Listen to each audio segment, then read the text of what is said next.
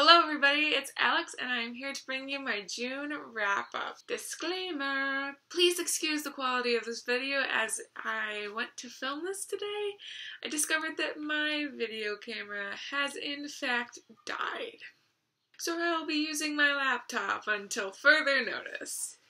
Without further ado, I'm just going to jump right into the books that I read this month. So, here we go. The first book I finished this month, I actually started it in May, but I finished it on June 1st, so it's a June book, was Sisters Red by Jackson Pierce. Well, I wonder if this will look right when we're done with it. This book is about two sisters, Scarlett and Rosie, and they are in the hunting business. They hunt werewolves, or what they like to call them, Fenris. One of them is obsessed with killing, and her life goal is to get rid of all the Fenris on the earth. And the other one is a little less enthusiastic about hunting and killing. There's a little bit of a love story in here, and it draws from Little Red Riding Hood, but it definitely takes on its own storyline, which is a good thing, as retellings should take on a life of their own. I always like the idea of there are fairies and creatures and magical, mystical things in an urban setting, but I don't read a lot of it. So that's one of the things I really enjoyed about this book, is that it was urban fantasy. The thing about this book that irks me the most is I saw the big plot twist coming a mile ahead. I think I was less than 50 pages in before I jokingly guessed the plot twist, and then the last 50 pages I realized that's what was happening.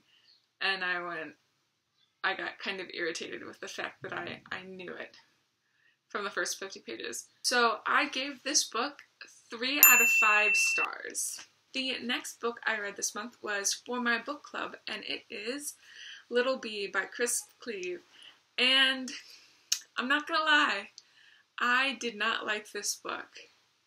I thought it was very well written, and that's about it. So the story is about two women. One is a refugee from Nigeria, and the other is a well-to-do young mother in England. Let me just read the back to you. This is the story of two women. Their lives collide one fateful day, and one of them has to make a terrible choice. The kind of choice we hope you never have to face. 2 years later, they meet again, and the story starts there. Once you've read it, you'll want to tell all your friends about it. When you do, please don't tell them what happens. The magic is how the story unfolds. So the back doesn't really give you much. But that's because there's not much in here. At least in my opinion. The characters drive this book. So that being said, I didn't like any of the characters. In fact, a lot of the characters bored me. Which is not good when it's character driven. There's no plot to supplement the fact that I didn't like most of the characters. One thing I did like about this book is the ending. And not because it was the end of the book, but because the ending was sort of left open to possibility. There's not a lot of closure that happens to the characters in the book, so I think it's fitting that the actual ending of the book, there isn't much closure there either. There's a lot that can happen. It gives the characters some place to go rather than just the end. I think people will like this book and do like this book. It just wasn't my kind of book. That being said, I gave this book 2.5 stars. The next book I read is Flora and Ulysses, The Illuminated Adventures, and it's illustrated by K.G. Campbell. This book is about a young girl named Flora who is a cynic, and she thinks that there's nothing good in the world. And one day, while she is upstairs in her room reading a comic book, she oversees her neighbor accidentally vacuuming up a squirrel. And that squirrel is Ulysses. This is not my favorite K.D. Camilla book. That title still lies with The Tale of Despero, which I love. This book was still pretty good. Like any K.D. Camilla book, she does not shy away from hard topics to talk about. Which I appreciate very much in kid literature, because I feel like there are a lot of times where authors or people or parents try to skid around and dumb down important topics that kids need to be aware of because it affects them, like loss and grief and loneliness and divorce and all of those kind of things that ripple down and they affect you just as much as they would affect a kid that would be reading this book. So I appreciate very much that she does not shy away, she does not dumb down these topics. I think one of my favorite things about this book is the squirrel, is Ulysses. He's absolutely adorable. He is a super squirrel.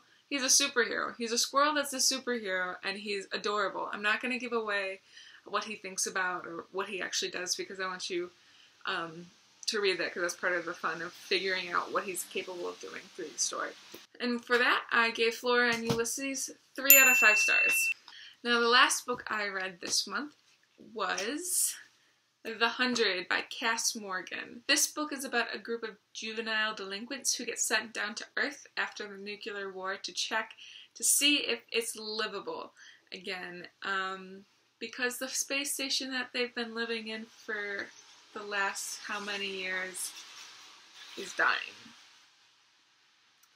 So they get the pleasure of going down and trying to survive. So it's all about those two worlds, Earth and whether or not it's survivable, and the space station and whether or not that's survivable. I'm not gonna lie, I picked this book up because I watched the TV show and I loved it. And I wanted more of this universe. But let me tell you something. It's not the TV show. It's not even close. I think the most that the TV show and the book share is the names, some of the characters, the basic plot idea, and the setting. Because other than that, they go this way.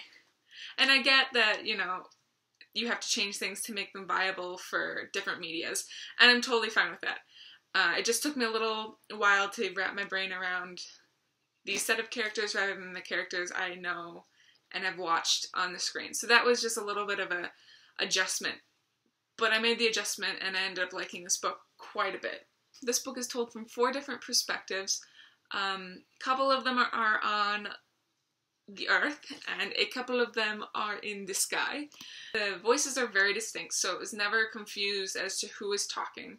I was actually surprised how well this book was paced because of the 4 different perspectives. Sometimes when you get so many voices in the mix, it gets a little hard to pace the book and make it so it's something that I want to keep reading. But I flew through this baby. I'm a slow reader, which I've told you multiple times, and I think I read this book in 3 days. And, I mean, it's not huge, but 3 days for a 300 plus book is impressive for this girl. And I ended up giving this book 4 stars. So I have a couple books that I actually listened to. The first book I listened to was Snow Like Ashes by Sara Raasch, I think is how you say her name. I'm not entirely sure. But it's about this group of people, the winter people, I guess. And Mira is our main character, and she's one of the 8. And in that 8, we have the prince, wise warrior, and a couple other warriors in the Winter Clan. The only ones of their people who survived the attack and are now on the run. And they're all trying to figure out a way to bring the kingdom back together and get their magic back. Because the magic is how the kingdom lasts and the powerness. And it's just, there is a whole world. And that's one of the things I really liked about this book. I thought it was so good. This is by far, I think, the best book I read all month. And I loved the world building. This was high fantasy, and I don't think I've read a high fantasy in a very long time. Okay, maybe not a very long time, but it feels like it's been a long time since I've read a good high fantasy. We had some really kick-ass characters. The guys are cool, but like my favorite character is Mira. She kicked butt. She took no no's for an answer. Mira is a girl, I think she's like 16, I think, and she has been trained to fight, and the wise warrior, I can't remember his name right now, and it's bugging me, but the guy won't let her go into battle because she's not trained enough, even though she's really deadly with some weapons, and so she decides to take it upon herself to go into battle, and she is amazing. She kicks ass. every single time. And there are points where I get really angry at some of the characters because of the decisions they make, but that's all part of the grand listening and reading experience. This book was pretty damn awesome. Excuse my language. I don't even know. Snow Like Ashes, I gave 4 out of 5 stars. The last book I listened to this month is I Hunt Killers by Barry Lyga, and this book was so creepy. So it's about this boy who grew up with a serial killer for a father, and his father didn't get caught until he was 13, and his father taught him, raised him in this household where it was normal to kill, and everybody, it was like wrong for everybody else except for him and his father to kill. And I don't think main character killed anyone, but just the fact that his father was like cutting people up and teaching the main character how to like dissolve people with lime. Oh, it's terrifying. Billy Dent, the serial killer, was caught, and 4 years have passed since, almost 4 years have passed since he's been caught, and his son Jasper is now living with his grandmother and trying to be a normal kid, even though he's got all of this knowledge in his head and constant whispers from his dear old dad. Very interesting, because normally, I mean, not a lot of books I've read you get the serial killer mindset, but we get all of the thoughts of a serial killer without actually having the book from the point of view of a serial killer. So Jasper, who's the boy's name, he's our narrator, and he is trying to help some cops catch this new serial killer that's on the loose in his town. And because Jasper is taught to think like a serial killer, the reader is invited into this crazy mind, the crazy mind of a serial killer, and how Jasper knows all the tendencies of one, and oh man, it's a whirlwind. I am honestly not sure if I like this book because I'm still creeped out by it. I gave this book 3 out of 5 stars. Those are the books I read and listened to in June, and I will be back next month with another wrap-up video. Bye!